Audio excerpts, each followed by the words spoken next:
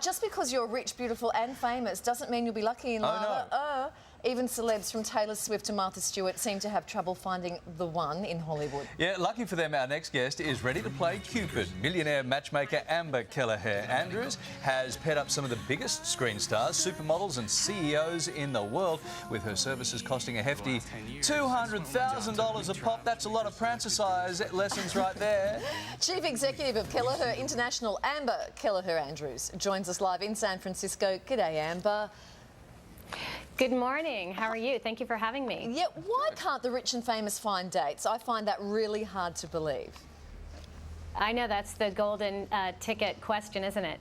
I don't think that it's a problem of finding dates. The thing is that they don't really want to date. So the real question is, why can't they find a relationship that works, that is long-term? And from experience working with many, it really comes down to the distance, it comes down to their schedules, it's timing and circumstance. So for example, you could have someone that's across the world filming a movie and their mate is in a studio in Nashville, you know, for 18 hours creating the next song. So you've got two dynamic people trying to put their schedules together, and it's a very difficult thing to be able to manage. Amber, now here's the bonus for you. You're on TV presently in Australia. We don't have the internet down here now, so all confidentiality clauses are out the door for you now. Who are your biggest clients? Feel free to name names. It will never get back. Right. Somehow I don't believe you, Larry. I don't know. So we're well known for working with the who's who. For example, when the Academy Awards comes out, it's really fun for us to be able to figure out how many people in our Rolodex are actually on the red carpet and that are nominated for Academy Awards. But truth be told, we work for people in all fields. Astronauts, for example, prima ballerinas. We represent men that own sporting franchises as well as the athletes themselves. So it's just interesting people that are at the top of their field. Another reason why it's hard for them to date, CEOs and entrepreneurs, while they may not be a household name, as soon as you Google them on the internet up here in America, everything comes out about them, their net worth, you know, dating history. So there has to be a level of discretion and confidentiality when they're dating. And so they have this buffer. Celebrities and well-known A-listers, they have a buffer of people between them and the masses. And people like myself and the rest of us, we usually meet the love of our life when we're mingling in the masses. And so it's just it's a smaller pool in which they're dating in. I'm sorry. If you can't pick up a girl with the line, "Hi, I'm an astronaut." What hope have the rest of us got? What hope have the rest of us? You said confidentiality. And where would you have that line? Sorry? Where would an astronaut be able to say that line? In your local pub? Hooters? Of course. Sorry. Okay.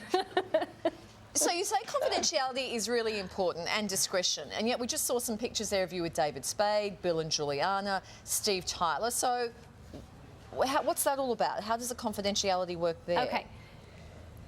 Well, when you're seeing me in photographs with people, it's because I'm attending the same events that these people are on. David Spade and I actually did a skit for Comedy Central together where I matched him on live television. So that was a fun skit that we did together years ago. Steven Tyler, I'm at Elton John's Academy Award party. I would be doing my clients a disfavor if I didn't work in the same circles that some of them socialize in. So when you see me in photographs with people, I didn't put Bill and Juliana together, but I just finished doing a show with them called Ready for Love here in America. Actually, the season finale was last night, and so we worked together on a primetime TV show for NBC. That was the Eva Longoria one, right? And is that just that's a matchmaking show? Yes, yes. It was an innovative show. It was so much fun.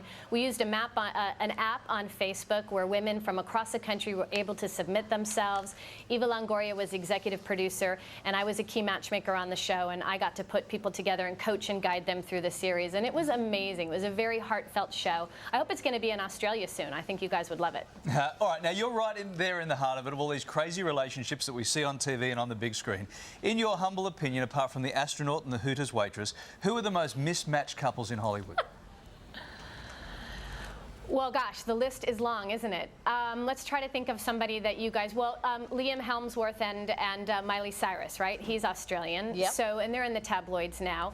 I think what you have with them are two dynamic people. Obviously, the physical chemistry was probably there. They're both larger than life. They're extremely successful. But for them, it's circumstance and timing, like I said in the beginning. For her, she's pretty young still. So the maturity that she's going to bring on an emotional level to a relationship is going to be very different. She's also used to being the center of attention. Whereas the gentleman that she's with now, Liam, or not with, you know, he's kind of comes from a family of movie business. His brothers are in it. It's kind of like business as usual. And he needs to have more of that emotional, mature person by his side to give him the space and hold him in a safe spot so he can pursue his career as well. Oh, so I think it's timing and emotional immaturity possibly with them. There wouldn't be any But there's a shortage lot of women. great matches that work. No shortage of women wanting to hold him in a safe place. I felt sure there'd be a mention about Kardashian in there somewhere. Hey, great to talk to you, Amber. Thanks for joining us on the morning show. Thanks, Amber. It's fascinating. Oh, thank you isn't it? so much for having me. Thank you, Kylie. Thank you, Larry. Good stuff. A glimpse behind the door. Oh, It's fascinating. love that.